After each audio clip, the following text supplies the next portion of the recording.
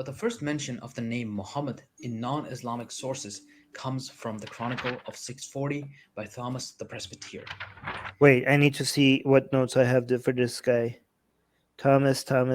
Yes, 662. Wait, what is this? In the year 630? Why do I have 662? No, that's not it. Hold on 1 second. 634? Where's my notes to this? Oh no, it's on this page. Oh yeah, 640s. I have 640s. He has 634. I don't know why we have different dates. Thomas, a Christian priest, mentions a battle. Yeah, by the way, guys, I have this video is more for it. I am using my notes that I wrote in the book. This book, which is very much on the side of the revisionist. Okay, I'm not saying this is true. I'm just like using the for arguments and the against arguments. Okay, this book is, by the way, I find this book missing because I don't know why. Maybe I will get to that. But here it says 640. Christian priest mentions a battle between the Byzantine and Tayyid di Meh. Okay, so this is how it's writing it down, right? Because it mentions Muhammad, but without the dialectic marks, it's just MHMT, right? So the way that has been translated is the Arabs of Muhammad. So this is early 640s, and here it says 634, right? So let's see how it's being referred to it in this document. In the year 634, on Friday, February 4, at the 9th hour, there was a battle between the Romans and the Arabs of Muhammad in Palestine, 12 miles east of Gaza. Okay, the Arabs of Muhammad. So 634, that's 12, no, wait. 634, yeah, that's 12 years after when Muhammad allegedly died. Okay?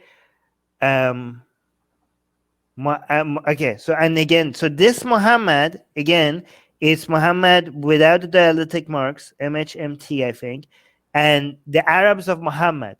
The problem with this Muhammad, this is the earliest mention of it on a document, not archaeological evidence, but on a document. This Muhammad, if you look at linguistics, they don't know if this is a name here or if it means the praised one, referring to like an honorific. Honorific. Yeah, that's a word that I was looking for, right? So the way that this is used, again, we don't know if this is a name or just referring to somebody else, like a title or something like that. Should I read? Like you could be like Neo, the chosen one, right? So that might be not your name. Like this Muhammad might not actually be your name. This might have been turned later by Muslims. This might have turned into a name. But go on, what were you saying? Should I read this document too? Is it juicy? Sure, let's do it. In the year wow, my dyslexia. In the year 634, on Friday, the 4th of February, at the 9th hour, there was a battle between the Romans and the Arabs of Muhammad in Palestine, 12 miles east of Gaza. The Romans fled, leaving behind the Parisian burden, whom the Arabs killed. Some patrician beard, I don't know what that word is. Bearden, whom the Arabs killed. Some 4,000 poor villagers of Palestine were killed there. Christians, Jews, and Samaritans. The Arabs ravaged the whole region. These are not very favorable references either, right? No. Okay, I think the next one that is coming should be a coin. There was a battle between the Romans and the Arabs of Muhammad in Palestine, 12 miles east of Gaza. Hey guys, before we get back to that video, YouTube has fully demonetized our channel for supposedly hateful and harmful conduct, without telling us what we did wrong. If we get to 1,000 patrons, we will be able to keep paying all our team, our editors, our artists, without ever having to worry about monetization again, which would be amazing. Yay! So please support Atheist Republic on Patreon. Link in the description below.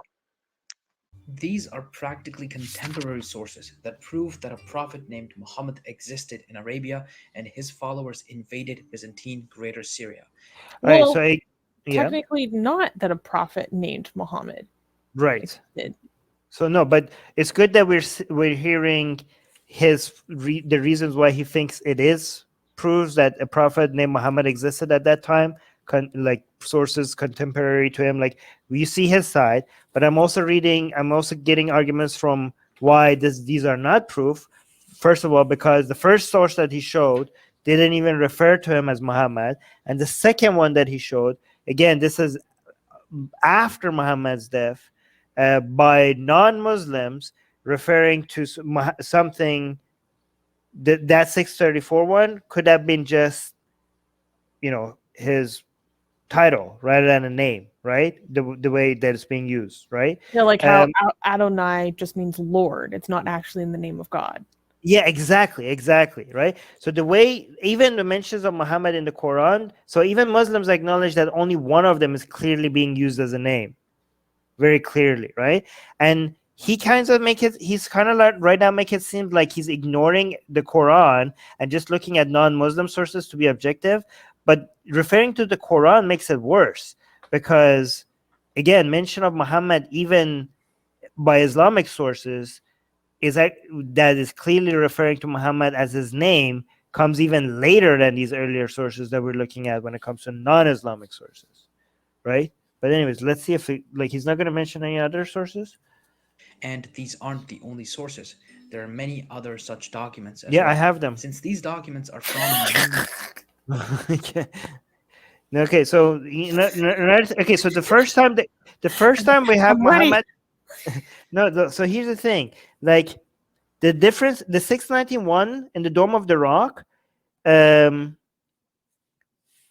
says Muhammad is the servant of God and his messenger. Okay, so now that Muhammad is becoming more, again, it could be is becoming closer to Muhammad in Islam, even though still not 100%, because what the Dome of the Rock was also trying to do at that time, or maybe Dome of the Rock, maybe this was the actual Muhammad that Muslims believe in today, but referring to Muhammad as the servant of God and his messenger that Muhammad might be Jesus, and the reference to him as the servant of God and his messenger might be the argument that sect of Christians were having with trying to separate themselves from the Byzantine Christians, in arguing that Jesus was not the Son of God and was not God himself, but was a messenger of God and a servant of God, right? That might have been, because another thing is we have coins. Where's the first coin?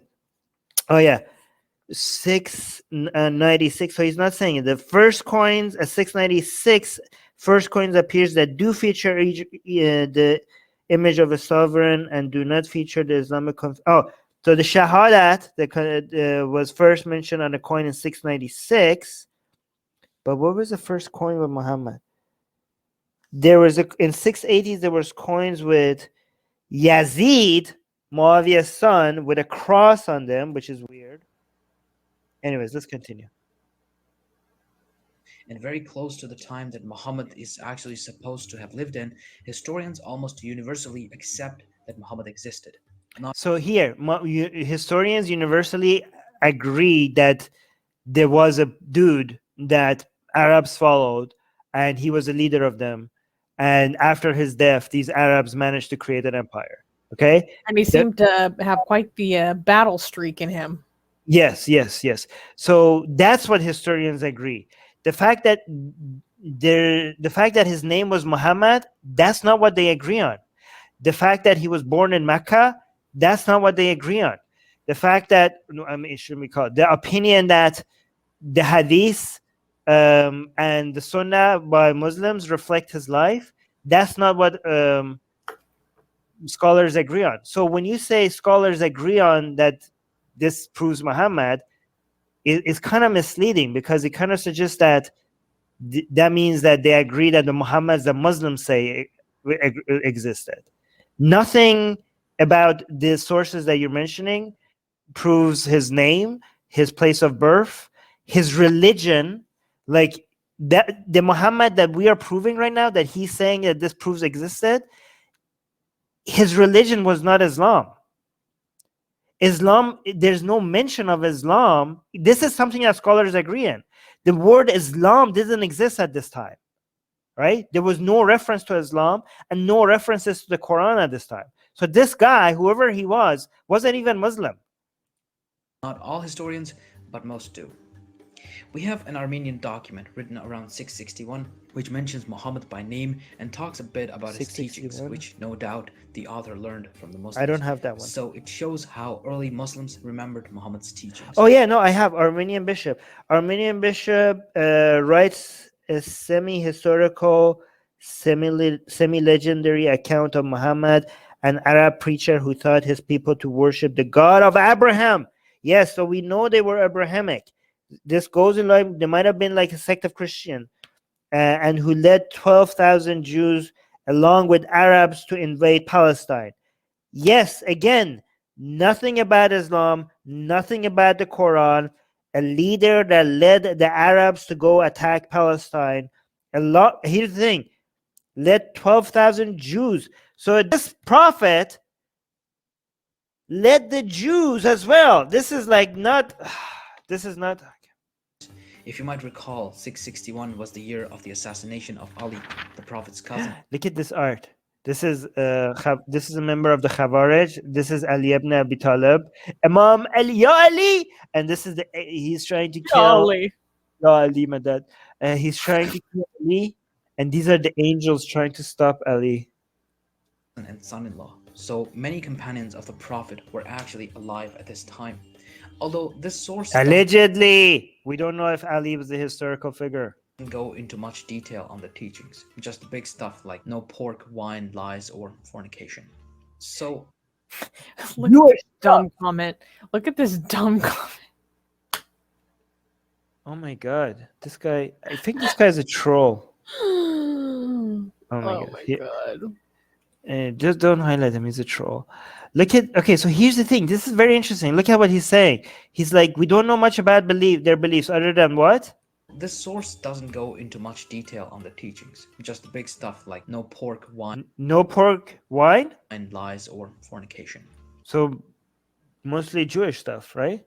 Hey guys, if you're a fan of blasphemy and sexy Kali, like me, then that means that you probably want more blasphemous art. Well, I have good news for you. If you subscribe to our newsletter, link in the description below, then you get a free booklet of some of the tastiest blasphemous art available today.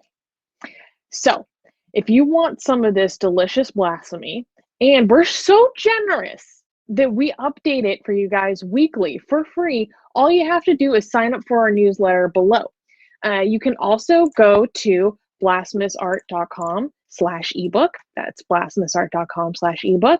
Sign up with your email, and you get free gifts of this tasty blasphemy. What could be better? So make sure you sign up. Link below.